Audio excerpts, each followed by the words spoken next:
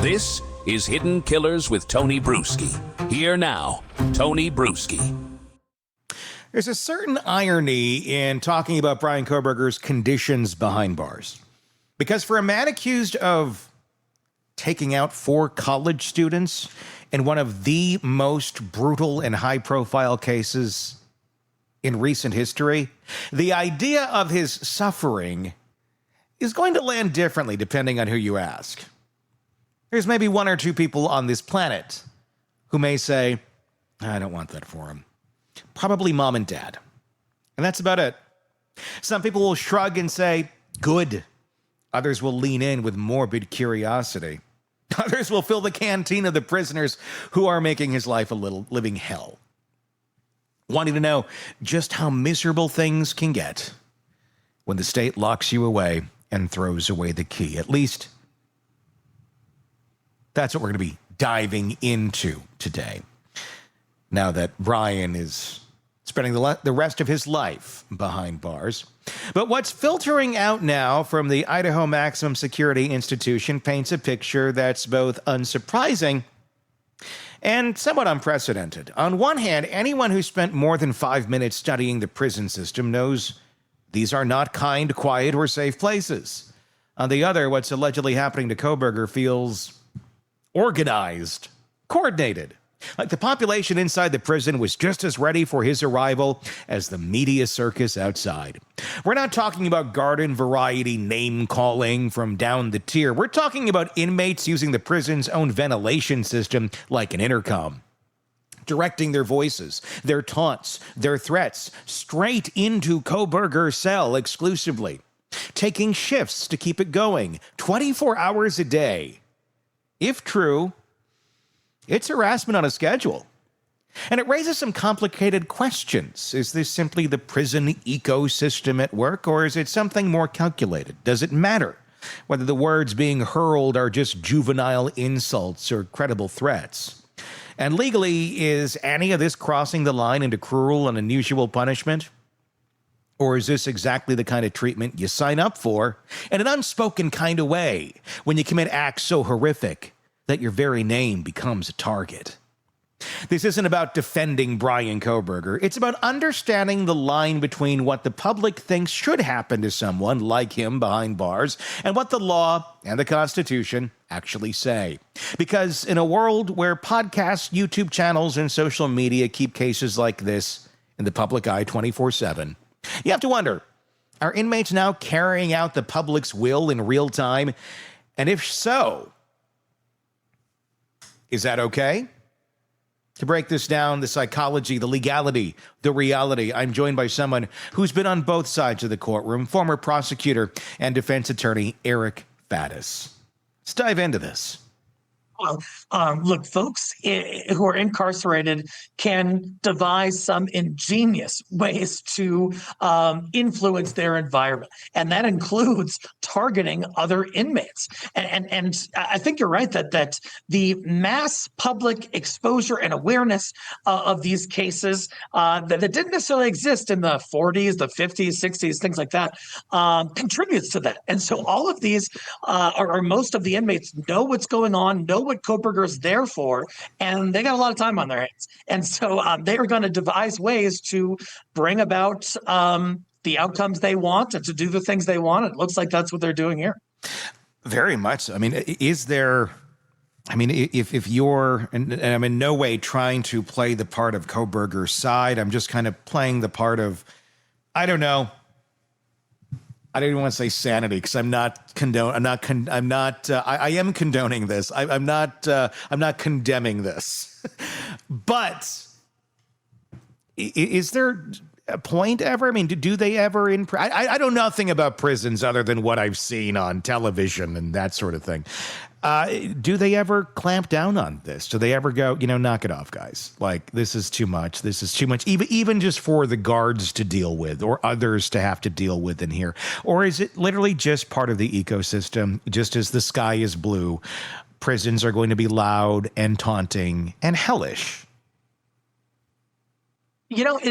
On one hand, it is the lay of the land. That's kind of how these things go. And look, there are way more prisoners than there are staff. And so the staff doesn't have the resources or time to be micromanaging, every word that comes out of these people's mouths directed at somebody else. Now, they do have to be careful. If an inmate lodges multiple concerns about threats upon his or her life, and jail staff does absolutely nothing, could there be some kind of civil liability in the future? Possibly. And so jail staff has to be aware of how the inmates are treated and whether there are any threats to violence to inmates that appear credible, and then sometimes taking action upon those reports. Okay, so you got all these guys all shouting at Kohberger, going directly into his vent, tormenting him. And the prison has made a statement saying they're aware of the complaints. They're aware of the complaints. It's neither here nor there, basically. I'm going to guess the inmates aren't necessarily the folks that are thinking, gee, I probably shouldn't say something threatening because that could come back to bite me in the ass. I better keep this very clean and really, really keep the terminology correct. They're not. They don't have to worry about that. They're not on a broadcast. They're not on a podcast. They're not worrying it. They're just going to say whatever the hell they're going to say. And I'm going to guess a lot of that involves destroying his life or taking it away or orifices of his, things of that nature. That's got to be flying around there. Now, there is an obligation, obviously, in a prison setting to protect a prisoner from physical violence. You can't just have a free-for-all where everybody's getting shanked left and right and nobody's stopping this. That's not how this works. But psychologically, there really isn't much of a anything. There is no safeguard there, is there? There really isn't. It's not the staff's responsibility to protect the feelings of any of the folks in there. And, one thing to keep in mind, in a prison, you're likely to have some people who are dangerous. And then when you take it up a level to solitary confinement, oftentimes those are individuals involved in gangs. Sometimes they're individuals who have committed sensitive type of crimes. But yeah, there's going to be some of that sort of, kind of schoolyard bullying times a million. And that kind of thing is going to be pretty much just overlooked by the prison. They've got other stuff to worry about. Unless there is a credible and imminent threat on the safety of an inmate, they're probably going to kind of let this ride. Is there anything that Kohberger's defense, and I don't know who's the defense, I don't know if Ann Kohberger is still there, or Ann Kohberger, and Taylor, I keep connecting the two. Let's hope that never happens, Ann, run for your life. Is there any, I don't know if Ann Taylor is still part of the council or not, but whatever council he has, whatever the state has given him, is there any recourse there? Is there anything they can do about any of this? Or is this Kohberger just kind of got to take it? There are kind of two things that come to mind. One thing that they can consider is if Kohberger can compile, like I said, a credible imminent threat on his safety, he can request, a transfer outside of solitary, but that's not the best option for him. He could request a transfer to another facility where this stuff is likely going to happen again. The real only potential out he might have is if he were to develop some kind of physical medical ailment. And that, his circumstances exacerbated that documented medical diagnosis. Under limited circumstances, they can get some kind of relief, but it's usually just transfers and shuffling these folks around to similar environments where the same thing is likely to happen. There's not a way around it, because you could go down the road of, could this torment him enough to the point where it becomes a psychological problem? Even when we've seen psychological problems arise. Take Richard Allen, for example, in the Delphi case. He was eating his own poop and running into a wall head first, and nobody said, gee, maybe we should take him out of here. Maybe we should do something different. Even when you go to that far, even if we end up seeing Kohberger having a nice shit sandwich, which I think they should televise. Does that, it seems like it takes a lot. It takes a lot for any change to happen. And even if change does happen, at the end of the day, security and protecting his life is going to be, paramount. Nobody wants him to die on their watch. Eventually, I think somebody's going to have it happen. But if you move him if he's psychologically damaged to a mental health type facility, a prison type mental health facility, you're back there exposed. You're out there. You are in a population, a general population, a different type of general population than you would be like in the yard and in the cell. But, hierarchy still lives there. And I think some people even argue at times it's more dangerous in a mental health area because you're dealing with people who have serious mental health problems, beyond just the folks that are behind bars in the normal situation. There's no real route here that seems that this might be as good as it gets for Kohberger right now, where the least of his worries are people taunting him through HVAC ventilation. Is that kind of what we're getting at here? Yeah, and as unpleasant as that might be, I think folks are going to contrast that with the egregious, brutal acts that he admitted to committing and say, hey, tough shit, man. He's in protective custody. He can't get more protected.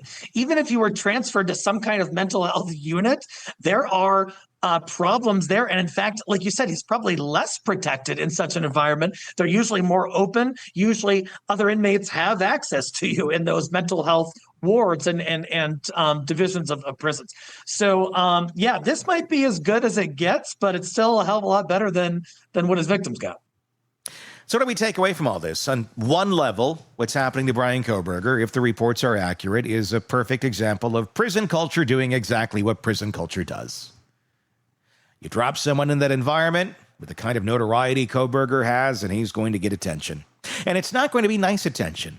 And unless there's a shank involved or blood on the floor, it's unlikely that staff are going to drop everything to make it stop. On another level, though, it forces us to confront a question we don't often want to think about. Where is the line between punishment and cruelty?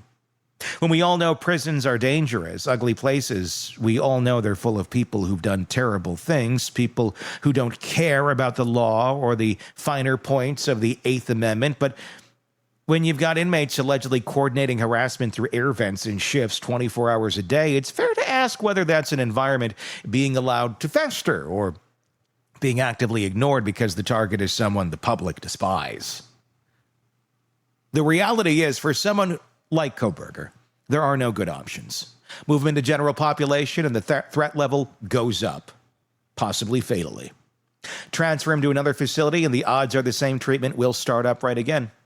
Stick him in a mental health unit and now he's exposed to a different kind of instability, possibly even more dangerous. Keep him in solitary and sure, maybe the physical danger is lower, but the psychological grind is relentless. Maybe that's the point for a lot of people listening. The truth is there's zero public sympathy for whatever discomfort Kohberger's experiencing right now. And given the charges that he has been brought up on and has admitted to, you can understand why. If we're being honest, this conversation was never about sympathy for him. It's about the system itself, what it tolerates, what it enables, and how much of that is driven by the unspoken desire to see certain inmates broken down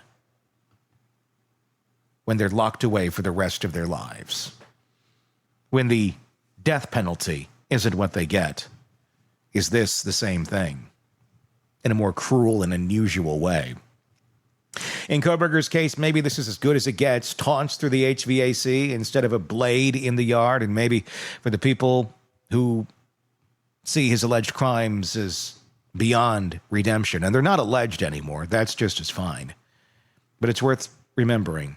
The same system that lets this happen to him is the one we rely on to uphold the rights of everyone else as well.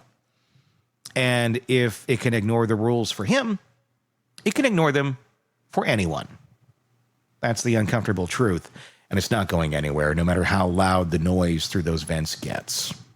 Let me know your thoughts in the comment section on YouTube. Just search Hidden Killers with Tony Brueski. If you're not already there, do that same search wherever you download podcasts so you don't miss any of our coverage on this and the many cases we cover on the go on the podcast platform. Do check it out. And let me know your thoughts, please. Comments. We look forward to those. Until next time, I'm Tony Brueski. We'll talk again real soon. Want more on this case and others? Then press subscribe now and don't miss a moment of true crime coverage from Tony Brueski and the Hidden Killers podcast.